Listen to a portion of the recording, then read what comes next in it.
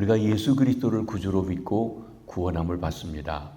그러면 구원받은 사람에게는 어떤 삶의 특징이 있습니까? 믿음으로 의롭다 하심 받은 사람에게는 세 가지의 중요한 열매가 있다고 말씀하고 있습니다. 하나는 하나님과 화평을 누리게 되었고 하나님의 평화를 누린다고 하는 것입니다. 지난번에 우리가 살펴보았습니다. 두 번째로는 3차원의 기쁨이고 세 번째로는 우리 마음에 하나님의 사랑이 부음받았다고 이야기합니다. 그러니까 평화와 기쁨과 사랑이 우리 그리스도인들이 구원받고 나서 갖는 특징이라고 이야기할 것입니다. 오늘은 믿음으로 의롭다함을 얻은 사람의 두 번째 삶의 특징인 기쁨에 대해서 3차원의 기쁨에 대해서 살펴보려고 합니다. 하나님께서는 그의 자녀들이 기쁨 가운데 살아가기를 원하고 계십니다. 데살로니가전서 5장 16절로 18절에 보면은 우리를 향하신 하나님의 뜻이 나타나 있습니다. 항상 기뻐하라, 쉬지 말고 기도하라, 범사에 감사하라. 이는 그리스도 예수 안에서 너희를 향하신 하나님의 뜻이니라. 하나님의 뜻이 어디 있습니까? 항상 기뻐하는 것입니다. 항상 기도하는 것입니다. 쉬지 말고 기도하고 범사에 감사하는 것이라고 했습니다. 그러기에 항상 쉬지 말고 범사해야 할 그리스도인의 삶의 세 가지를 말씀하시는데 기뻐하는 것, 기도하는 것, 그리고 감사하는 것이라고 했습니다. 이 중에 제일 먼저 언급하고 있는 것이 기쁨입니다. 예수 믿고 나서 구원받고 나서 첫 번째 오는 우리 감정도 기쁨이 있습니다. 기독교는 기쁨의 종교입니다. 우리 주님 예수 그리스도는 우리에게 기쁨을 주시기 위해서 오셨습니다. 이것은 요한복음에 나오는 예수님의 첫 번째 기적을 통해서 우리에게 암시적으로 말씀해 주고 있습니다. 예수님은 갈릴리 가나의 잔치집에 가셨습니다. 잔치집에는 포도주로 인하여서 또 잔치의 여러 가지를 분위기를 통해서 흥겨워하고 즐거워하는 것이 잔치집의 특징입니다. 그런데 그 잔치집에 포도주가 떨어진 것입니다. 기쁜 삶을 살아가야 할 곳에 기쁨이 떨어져 있는 그곳입니다. 거기서 예수님께서는 아주 보잘것없는 물로 포도주를 만들어서 그 잔치집의 기쁨을 다시 회복시켜 주셨던 것입니다. 그렇습니다. 주님은 기쁨을 잃어버린 인생들을 구원하셔서 만나주셔서 변화시켜 주셔서 기쁘고 즐거운 삶을 살아가게 해 주시기 위해서 이 땅에 오셨다고 하는 것을 말씀해 주는 것입니다. 이 기쁨은 하나님 나라의 본질이기도 합니다. 하나님 나라가 무엇입니까? 로마서 4장 17절에 말씀하십니다. 하나님 나라는 먹는 것과 마시는 것이 아니요 오직 성령 안에 있는 의와 평강과 희락이라 기쁨이라 하고 말씀하십니다. 하나님 앞에 의롭다함을 받는 것, 그리고 하나님이 주시는 평강을 누리는 것, 나아가 하늘의 기쁨을 누리는 것이 바로 하늘나라의 본질이라고 말씀하신 것입니다. 또 사도 바울은 오늘 본문에서 구원받는 성도가 갖는 3차원의 기쁨에 대해서 말씀해 주고 있습니다. 오늘 본문 우리가 읽었습니다만 기쁨이라고 하는 말은 한 번도 나오고 있지 않습니다. 그러나 즐거워하느니라 라고 하는 동사로 기쁨을 표현한 것이 3번 나타나고 있습니다. 2절에 영광을 바라고 즐거워한다. 3절에 환난 중에도 즐거워한다. 11절에 하나님 안에서 즐거워한다 하고 즐거워하는 것이 다른 세 장르가 있음을 말씀해 주고 있습니다. 먼저 바라고 즐거워한다고 2절에 말씀하십니다.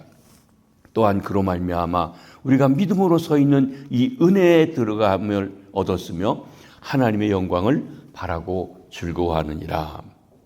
이는 소망 중에 기뻐하는 것을 말합니다. 소망이 있는 사람은 기쁩니다. 더욱 그 소망이 하나님께서 주신 소망일 때 더욱 그러합니다. 바라고 즐거워하는 그 소망의 내용은 하나님의 영광에 참여하는 것입니다. 하나님의 영광이 비춘다. 하나님의 임재를 본다. 하나님의 영광 가운데 들어간다. 그것을 바라보면 가슴이 벅차고 기쁘다고 하는 것입니다. 예수 그리스도를 구주로 믿어 의롭다함을 얻은 사람은 하나님과의 화평, 즉 하나님과의 바른 관계에 들어가게 되었습니다. 그리고 하나님 앞에 담대히 당당하게 나아가 기도할 수 있는 특권을 얻은 것입니다. 이러한 은혜를 얻은 이는 이제 이 세상을 살아가는 동안 하나님의 영광을 바라고 즐거워합니다. 이것이 하나님께서 우리에게 원하시는 삶의 방식이라고 할 것입니다. 그 소망의 내용이 하나님의 영광에 참여함이라고 했습니다. 영광 중에 계시는 주님을 만나 뵙기를 고대하는 소망인 것입니다. 요한복음 17장 24절에도 보면 예수님께서 그 다락방에서 제자들을 위해서 기도하신 내용 중에 이러한 기도가 있습니다. 아버지요, 내게 주신 자도 나 있는 곳에 나와 함께 있어 아버지께서 창세전부터 나를 사랑하심으로 내게 주신 나의 영광을 그들로 보게 하시기를 원합니다. 예수님이 창세전부터 하나님과 누렸던 그 영광이 있습니다.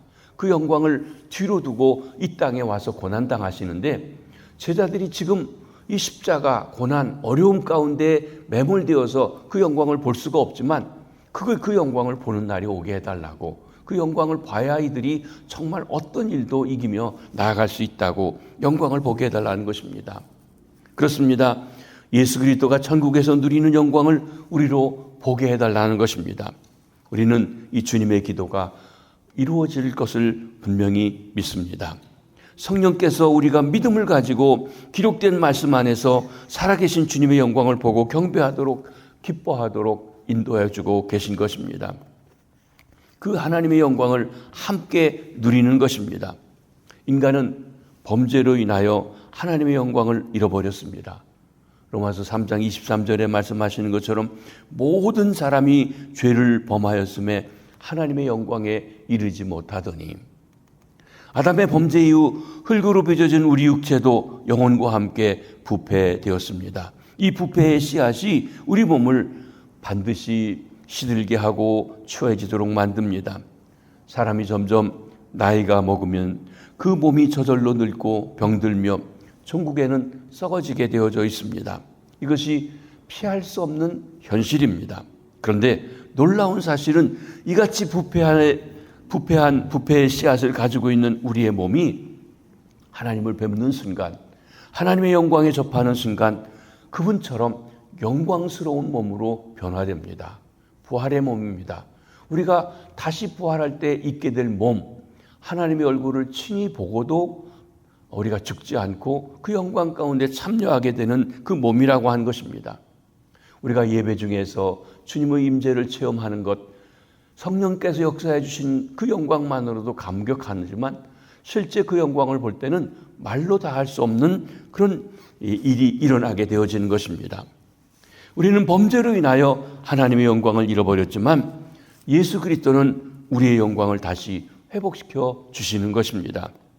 우리는 비록 육신을 입고 이 세상을 살고 있지만 믿음의 눈으로 장차 예수님의 모습처럼 변화될 우리 자신을 바라보고 있습니다.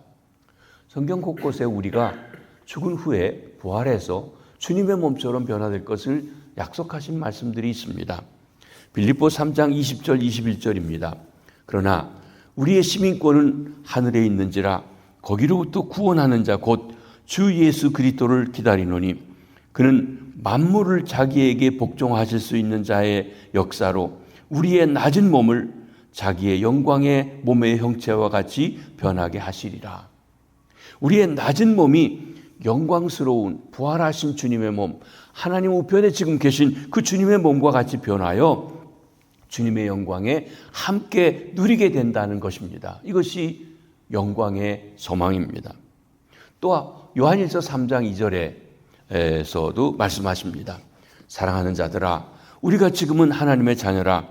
장래에 어떻게 될지는 아직 나타나지 아니하였으나 그가 나타나시면 우리가 그와 같이 될 줄을 아는 것은 그의 참모습을 그대로 볼 것이기 때문이라. 주님이 나타나시면 그와 같은 몸이 되어서 그 주님을 바로 바라보고 영광 중에 참여하게 된다고 하는 것입니다. 요한 사도나 바울 사도나 똑같이 우리에게 주시는 약속의 말씀입니다. 그렇습니다. 우리가 그와 같을 줄 안다. 우리가 부활하신 주님의 영광스러운 몸처럼 변화되어 주님과 함께 영원히 살아가게 될 것입니다. 그리고 그 영광을 바라보며 이 세상을 살아갈 동안 기뻐하며 살아가게 하신 것입니다. 사랑하는 성도 여러분, 우리의 즐거움의 원천이 무엇입니까? 이 험한 세상, 이 많은 역경 속에서도 기뻐하며 즐거워해야 될 이유는 주께서 나를 위해서 예비한 천국을 바라보며 즐거워할 수 있다고 하는 것입니다. 소망 중에 즐거워하는 것입니다.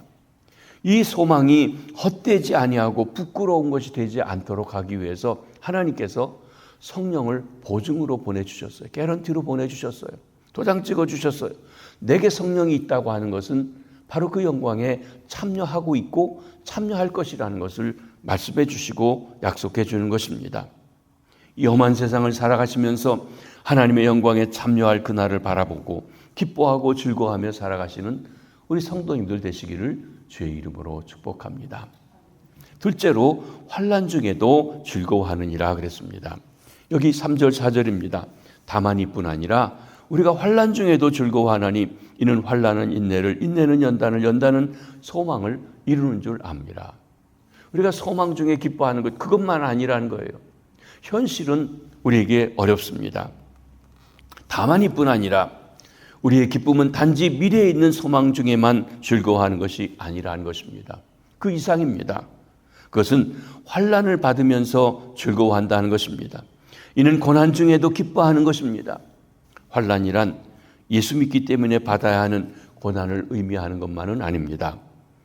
여기 세상을 살아가면서 받는 모든 어려움, 역경, 핍박, 가난, 질병, 실패, 모든 곤고와 고통을 다 포함하고 있습니다. 믿음으로 의롭다함을 얻었다고 해서 하나님의 자녀가 되었다고 해서 인생의 고통을 면제받은 것은 아닙니다. 질병에서 자유롭게 된 것은 아닙니다. 또 우리가 삶에서 어떤 갈등이 없어졌다고 하는 것도 아니라는 것입니다. 그러나 믿음으로 의롭다함을 얻은 하나님의 자녀는 어떤 어려운 고통 속에서도 하나님의 영광을 바라고 즐거워할 수 있는 힘이 있다고 하는 것입니다. 모든 것에 합력하여 선을 이루시는 좋으신 하나님을 믿으며 환난 중에도 즐거워할 수 있는 것입니다. 하나님께서는 예수님을 잘 믿는 사람에게 어떤 고난도 당하지 않게 해주겠다고 약속하신 적이 없습니다. 우리 인간은 본능적으로 고통을 좋아하지 않습니다. 우리는 어떠한 형태의 환난도 두려워하며 할 수 있으면 피하고 싶은 것이에요. 누가 고난당하는 것을 좋아할 사람이 있습니까? 히브리서 12장 11절의 말씀입니다. 무릇 징계가 당하는 당시에는 즐거워 보이지 않고 슬퍼 보이나 후에 그로 말미암아 연단받은 자들은 의와 평강의 열매를 맺느니라. 그렇습니다. 우리는 어떤 형태의 고난도 좋아하지 않습니다. 이것이 우리의 솔직한 심정인 것입니다. 이처럼 환난은 아무도 환영하지 않는 것이지만 하나님의 자녀에게는 특별한 의미가 있다고 말씀하십니다. 하나님의 영광을 바라고 즐거워하는 사람은 비록 환난을 당하나 슬퍼하지 않고 오히려 환난이 가져다 주는 그 혜택을 바라보며 기뻐하고 즐거워할 수 있다고 했습니다. 이유가 무엇입니까? 주의 자녀가 당하는 환난에는 반드시 그 환난과 비교할 수 없는 영광이 따라오기 때문에 그렇습니다. 주의 자녀가 환난을 당하게 되면 인내하게 됩니다. 참고 그것을 감당하며 견디게 됩니다. 인내하다 보면 연단을 받게 되고 연단을 받다 보면 하나님의 영광을 바라보는 소망이 더욱 커지게 되어지는 것입니다. 환난을 모르고 지내던 때보다 하나님의 영광이 더 크게 보입니다. 하나님의 영광을 바라보는 믿음의 눈이 더 밝아지기 때문에 환난을 당하지 않는 사람이 맛볼 수 없는 독특한 체험을 하게 되는 것입니다. 환난이 소망을 이룰 단련된 인격을 만들어줍니다. 환난은 인내를 이룹니다. 인내는 연단을 이룹니다. 여기 연단이란 단어는 영어 성경에 보면 캐릭터라고 인격, 개성이라고 하는 뜻을 말할 수 있는 그런 단어로 쓰여졌습니다. 그런데 그냥 인격이 아니라 시험에 합격되어 통과된 인격이란 뜻입니다. 그래서 어떤 영어 성경의 버전에 보면 여기를 그냥 캐릭터라고 하지 않고 프로븐 캐릭터라고 검증된 인격이라고 쓰기도 합니다. 환난을 통해서 주님께서 우리의 인격을 연단시켜 주님이 원하시는 인격으로 만들어 가신다는 것입니다. 여러분, 우리가 얼마나 많은 어려움이 있는지 우리 신앙생활에, 아니 인생에 어려움이 많이 있습니다. 바로 그 어려움이, 환난이 우리를 단련해서 모난 것을 깎아내고 부드럽게 하고 겸손하게 하고 하는 이런 일들을 감당해 주는 것이 바로 이 환난이라고 하는 것입니다. 연단이 소망을 이룹니다.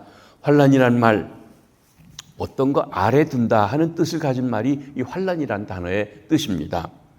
예수님이나 바울 당시에 이 단어가 쓰여진 유래를 살펴보게 되면 감람류를 짤 때 여러분 감람나무 열매를 어떤 기계 아래로 놓고 위에서 꾹 누르면 거기서 기름이 짜집니다. 바로 감람류를 짤 때 위에서 눌러 짠다. 이게 겟세마네가 바로 그런 뜻을 가지고 있는 단어이기도 합니다.